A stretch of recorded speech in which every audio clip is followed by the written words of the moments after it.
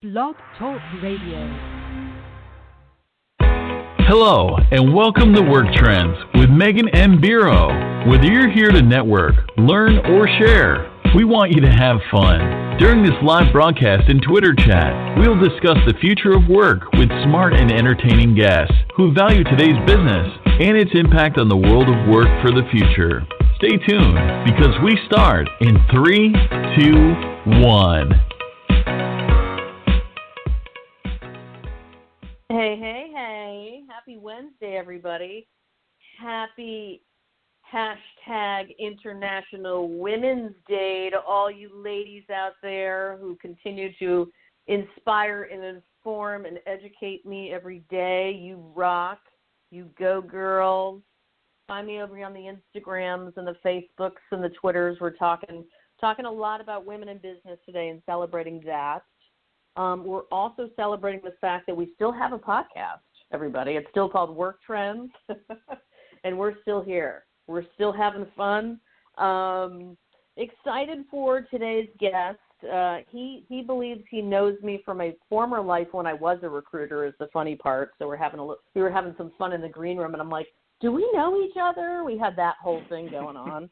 And then it becomes, do I know you? Did I know you when you were, in a corporate environment at Winter Wyman, Meghan? Or do I know you in your digital space? Well, anyways, long story entirely short, I just want to take a moment and say I've had a lot of caffeine this morning. Does anyone need any caffeine? Because I've got plenty of it. I want to let everybody know I was at my yoga class at 6 a.m. this morning. I did a hot yoga sculpt class. It rocked. So it's kind of got me in, I'm trying to getting used to getting up that early and getting busy. So anyways, I digress. Do yoga, everybody. It's good for you. It keeps you focused and all that good stuff. I want to thank my sponsors and my friends in the community today for being here. Today's topic is an absolute favorite of mine, and it's right in my own personal wheelhouse, right? Today we're talking about recruiting. Something that I kind of grew up with in the corporate world, right? When I was a fancy headhunter, that's where this gentleman swears he knows me. I'm sure he may. So we're talking about recruiting today, smart recruiting though.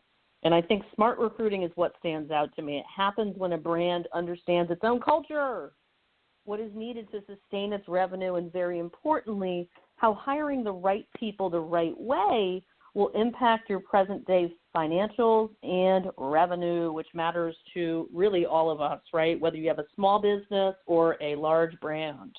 Or you can have both. You could have a small business and a large brand these days. That's kind of exciting, right? So anyways, we couldn't have a better person as our special guest today. We have Scott Wintrip here, who's the president of Wintrip Consulting Group. He hails from Ohio, and now he lives in Florida, and we're going to find out a little bit more about that. I'm a little jealous of Florida at the moment. I won't get into that too much. It's been a long winter. Anybody else feel my pain out there? Anyways, Mr. Scott has changed how thousands of companies across the globe find and select employees, enabling them to fill their jobs the instant. That's the key word today, is the instant they become open. And this is exciting. He's the author of the highly anticipated book, High Velocity Hiring, How to Hire Top Talent in an Instant. And apparently he's kind of getting fancy on us, because I think it's like a toppy book on Amazon or something like that. Anyways, Scott, you tell us more about all of this, and I want to welcome you to Work Trends. Say hello to our audience. Meghan, thank you. And hello to everybody. Yes, I hail from Ohio. Please don't hate me for living in Florida. There's a whole reason, Meghan, you said it. Those winters were way too long. It wasn't the cold. It was more the gloom. And I got into Florida in the early 90s, a bit of a fluke, and never left. We have the yoga thing in common. Here you can do hot yoga just by doing it outside. Don't need the heated room to do that. I'm thrilled to be here today. Thank you both to those I've never connected with before, and thanks for everybody who I know that's also joined. I know there's a bunch of you out there. You listen, Scott, you've got a whole tribe of people out on the Twitters this week who are major champions of yours, by the way. Like, I'm getting high fives. I'm getting all sorts of awesome people that are connecting with us here in the Work Trends talent culture community. So we appreciate all you people for for supporting Scott and his book and all that he's about right now. So, Scott, tell us, I know you hail from Ohio, but tell us just a little bit more about what it's like to be you.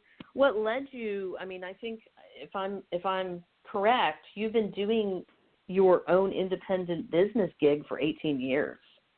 I mean, hats off to you, my friend.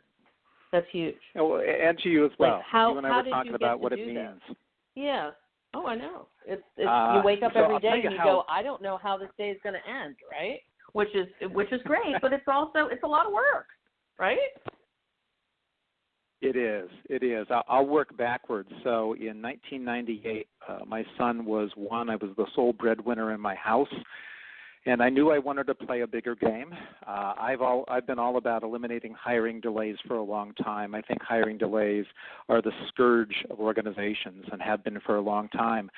And my son was colicky the first year in 1998 when he was born. And so I caught sleep wherever I could, and that was often on weekends. And one weekend in early 1998, I had a dream, and the dream was a dream of this consultancy that I now have today, 19 years later, because it took me a year to put it together. I dreamed up the logo, I dreamed up the vision, and it took me a year to put it together. But, that was a huge risk. Thank God I didn't know what I didn't know, because as the sole breadwinner in my house, $60,000 in the bank, that was a tremendous risk. But I look now that I have this book about to come out. This book is the culmination of all the work I've been able to do over the past 18 years in eliminating those hiring delays. It's awesome. And, I mean, now is the time, right? No pun intended. But, I think so often we forget about the fact that it is about speed. As much as we want to say it's about quality of hire, it's always been about speed, right? I mean, this is a real time happening, and, to find good people, good hires, good talents, right? And when I say good, I say that in a relative way, because honestly, it's based on brands, it's based on unique culture. I'm a big believer in that, obviously. So listen, Scott, I read in one of your blogs about how automation can actually slow down the hiring process. Let's kind of dive into this topic a little deeper and tell me more about the whole automation and hiring thing from your angle. I think this is so important that I dedicated an entire chapter of the book to the topic, and that chapter is called Lean Recruiting. It's all about the right use of technology. I don't believe that technology is evil or bad, and some technology is better than others. Often it's how we use it and how we select it. We tend to go to extremes. A very human thing, Megan, of you and I and everybody listening today. Mm-hmm. We have this tendency in the extremes to be in either all in or all out. Kind of like those poker players playing Texas Hold'em. Right. When you look at organizations and how they're using technology, this is certainly true. In fact, I've seen this so much, and you're going to love this. I gave this names, all right? So the all-in with technology, where people are overusing it, using it in ways that is in conflict with their process, I call that technological codependency. They're so codependent on the technology that it's undermining their hiring. Then there's the whole other end of the spectrum, and there are a lot of organizations, big and small. You'd be shocked how many of them are underutilizing technology. I gave this one a name as well. It's automation anorexia. It's like they're scared of it. They shy away from it. That's a good one. And you know what? That's not surprising to me at all. That doesn't surprise me. It's what surprises me when companies are actually engaging it in enabling their cultures to make that technology work, right? I mean, I think being a recruiter for several years, right, being around recruiters, and now, being in the content space and media space as it relates to talent and culture, obviously, there's so many awesome people out there in the recruiting and talent acquisition space who are just taking it into their own hands. Recruiters have always been early adopters on that front, right? So I also think there's a lot of recruiters that are in-house or they're third-party recruiters right now, and they're like, I'm just going to go for it. I'm just going to try something out. But, the secret is obviously, and that's where, I want to hear a little bit more about your business and how you work with brands specifically on this front, but kind of making everybody use it at the same time is the trick, right? And not wasting everybody's time. with the amount of time it gets to get everybody on board with technology. It's a big problem still, right? Yeah, it is, Megan. And you know, one of the things I love about your podcast and what you do is you bring guests on who deliver practical advice. And so I wanted to give some on this topic. And it really goes to what you said is, you know, a lot of recruiters are early adopters. Many organizations feel like they need to have the latest, greatest everything, and sometimes they do. And then there are organizations and leaders who are just afraid of technology. They've either had a bad experience or there's a mindset they have, and the mindset is this is how it's always been done, so it must be right. And the way it's always been done is that they've always used something other than technology. So if I may, Megan, I want to give people 3 questions to ponder, because if they ponder these 3 questions when it comes to their technology, they're going to make better choices. So you ready? Go for it. Yep, we're ready. All right. Lay it on us. So question number 1 is automation the best solution? A lot of times, and it goes back to what you said with these early adopters, there's an assumption that when something's able to be automated, it should be. Not always. And let's take reference checks, for example. Reference check automation works for a number of people when it fits well into their process, and others it does not. It's not that the solution's bad. It's just checking, is it the right solution for you? And not to pick on reference checking, it just happens to be one of those ones where when people adopt reference checking solutions, technology for the right reason, it's great. When they don't, it tends not to work out. So is automation the best solution? That's the first question. Second one, is your tech doing all that it's supposed to? I see this one a lot. The tech's not either set up correctly, it's not interfacing with other technologies, or there are features that people just don't know how to use, or it's just not been coordinated with the vendor. So is it doing all it's supposed to do? Delving into all of the aspects that can make things better. And then the third one, are you using your tech in the right ways?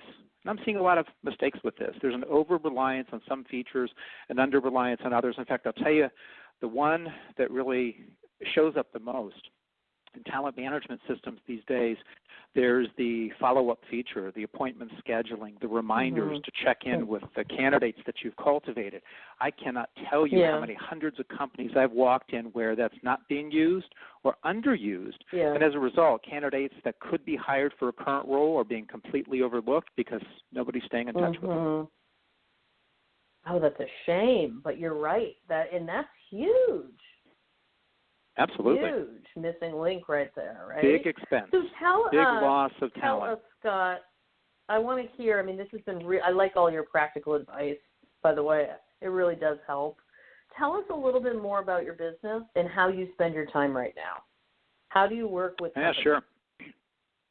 So I spend, when I'm not writing a book and getting the word out, I divide my time in 3 ways. I've actually got 3 practice areas. You know, that makes me sound like an attorney. I promise I'm not like, actually, there's a lot of good attorneys out there. I know you do. So, you're starting to sound more like one. Yeah, no, I don't charge by the hour, though. I have a lot of great friends who are attorneys, by the way. It's not a bad thing. It's just you are sounding that way. It sounds so formal. I know. I'm sounding like the good one. So the only formalness here is I've got 3 practice areas. So the one is organizations.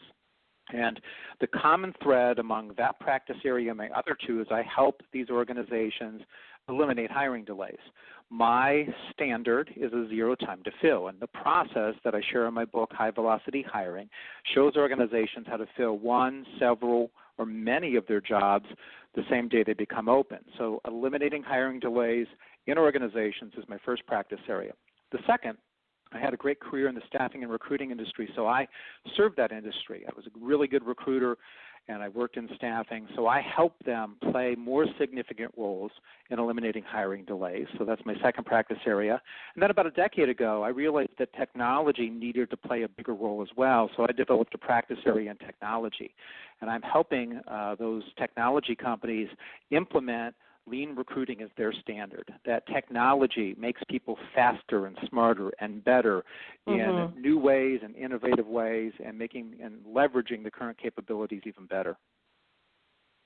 Well, listen, you're working clearly with a lot of people out there in leadership roles, and I have to ask you this. Why do so many people today, so many leaders, fail to connect dots between hiring and a company's brand and a company's bottom line.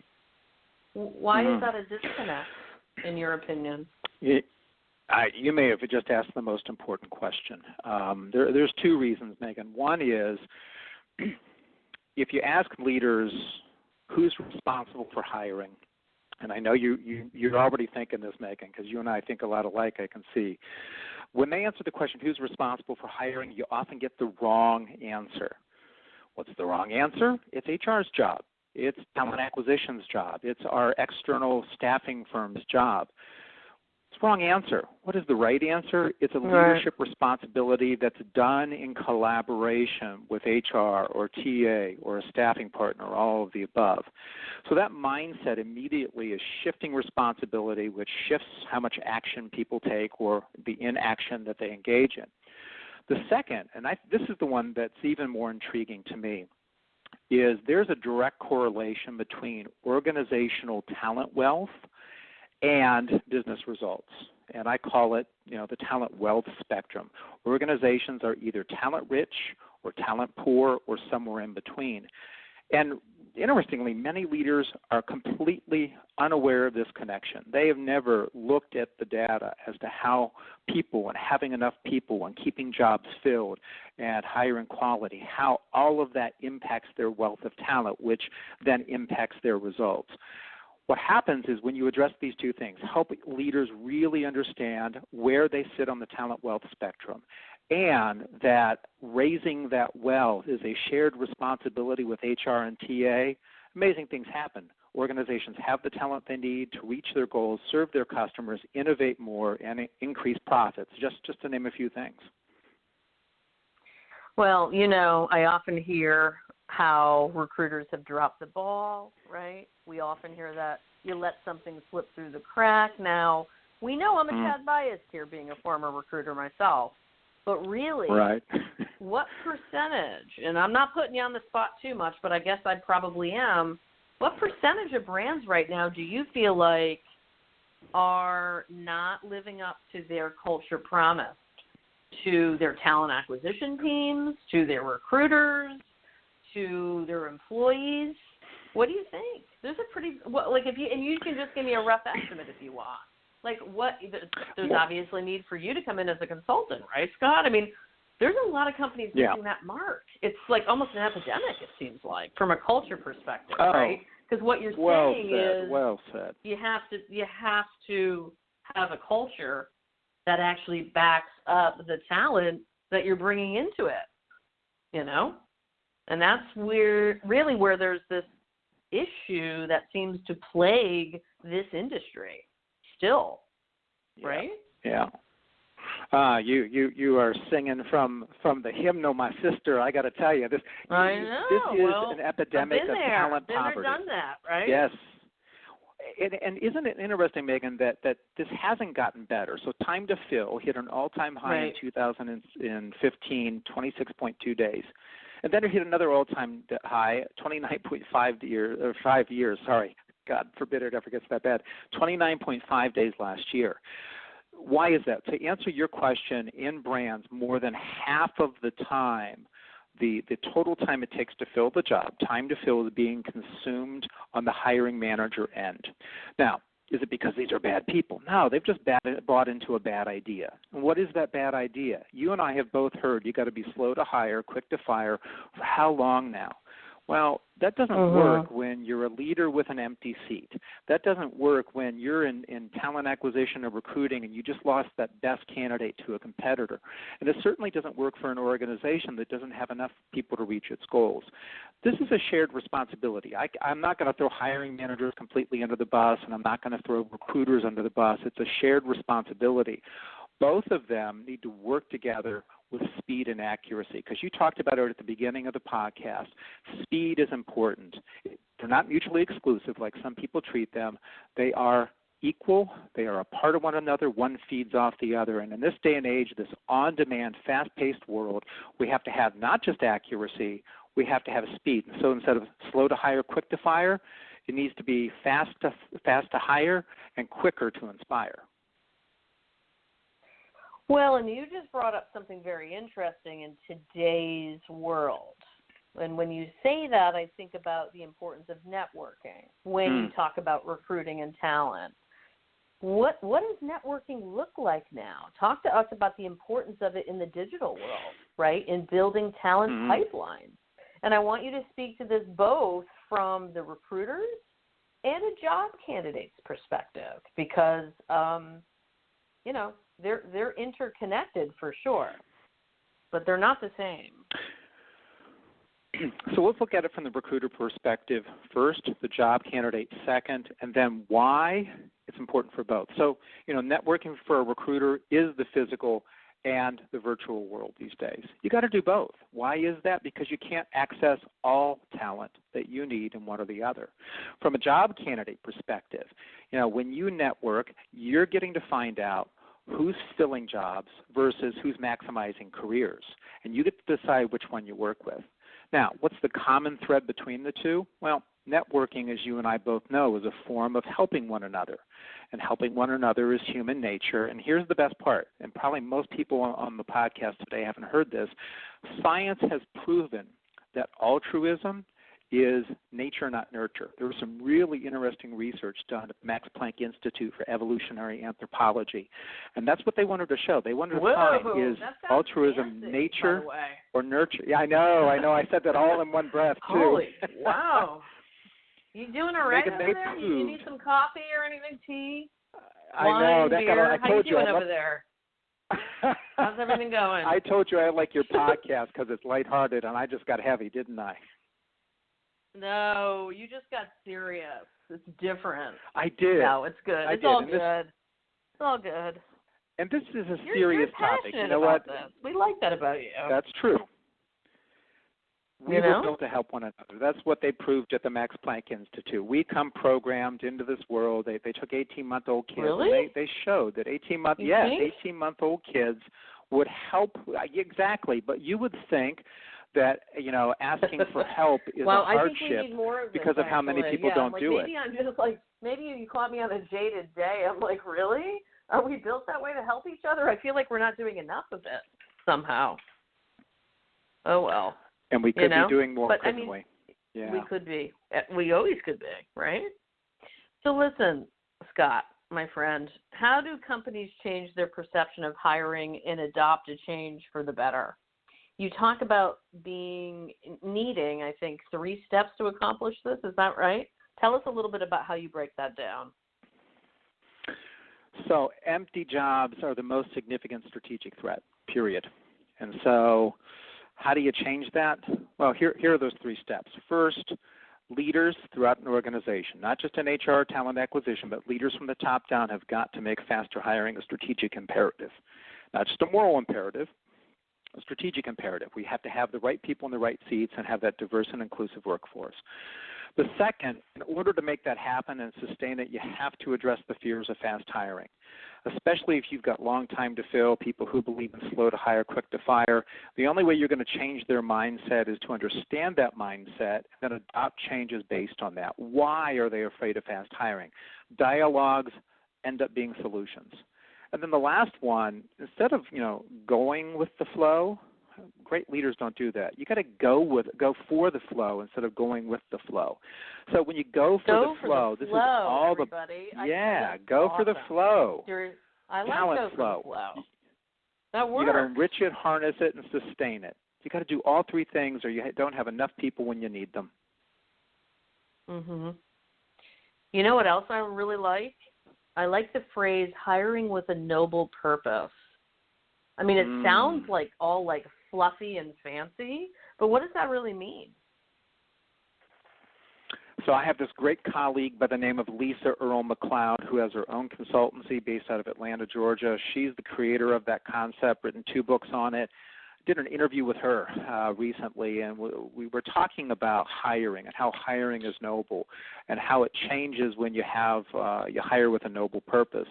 And all a noble purpose is, simply put, as she taught me, is it's a clear and succinct statement about the impact your organization has. And Megan, if you think about it, that's the sales pitch to candidates. That's she calls it the North Star. When you have a noble purpose, your organization has a North Star. When you can communicate that North Star, that focus to people, that makes you compellingly attractive. You attract the right people who are inspired by that noble purpose, that North Star. It makes your brand compelling. It makes it unique. It creates an employee experience that's like no others. So Lisa Earle McLeod, Noble Purpose, check out her stuff. Really, really smart lady. Not just on awesome. This topic, but selling the noble purpose and more. So in another one of your blogs, you mentioned something that jumped out at me. You stated that the whole nice person syndrome can be can ruin a company, I think you said. What do you mean by that? It's one of my favorite topics. No, really? I'm glad you asked this. So, I know. I'm like, that's kind of a cool angle. So, Megan, when you and I were first in the corporate world, we had to get along. Succeeding required some level of niceness, or at least faking it. I'm pretty sure you and I weren't faking. Probably most of the people listening to today's podcast weren't faking. When you're promoted to management, though, if you're a nice person, some of those management tasks don't feel very nice. Holding people accountable, writing them up, and, oh my gosh, the F word, firing them, that one feels the worst of all. And so what happens is nice person syndrome is when you let your niceness get in the way of doing your job. And look, let me be clear. I'm not advocating meanness. Kindness has its place in leadership, but niceness gets in the way. So we've got to acknowledge when we're being nice and holding back and not doing what we need to do to hold people accountable, and then treat holding people accountable like the act of compassion that it is. Nice. I like that angle. And I mean, again, the whole, why are we talking about this? Why are we talking about this seemingly fluffy topic? Well, it relates to culture, right? I mean, right. It's that full circle exactly. of, I don't want to work really hard on the front end and get this star person onto your team in a matter of, 4 days when they're shopping around at, 4 other brands, and have it go in and not be what we advertised 90 days later or how many days later, right? So exactly. important. We got to hold people topic. accountable to a standard. Yeah. So listen, we're down to like 3 minutes. I want to thank you for sharing such great info with us today. I think you really shared a lot of really practical calls to actions that I think any company can use and benefit from. Tell us just a little bit more about what you're doing in the coming weeks and where we can find you and this fancy book of yours. Well, a month from yesterday is when the book comes out. McGraw-Hill's my publisher. A shout out to them. They've been fabulous to work with. If you want to learn more about the book, go to highvelocityhiring.com. That'll take you to a page on my site. There's a video with more advice. There are links to your favorite booksellers. There's some early endorsements from people who've read it. While there, my site, one of the things I love about the talent culture, packed with content. I'm a believer in that as well. So on my site, sign up for the newsletter. Send that out once or twice a month. There's a blog packed with videos, podcasts, lots of free content, including my shout-out for International Women's Day and the importance of improving the gender flow. That's something I posted this morning. Sweet. And that's the way people can stay connected with me, both there and also on Twitter and Facebook. I'm pretty darn active there as well. Well, Scott Wintrip, it's been a lot of fun. I appreciate you, and let's continue this conversation over on Twitter. Take care. Best of luck. I'll be there. Look forward to it. You don't need it. Okay. Bye-bye. Bye-bye.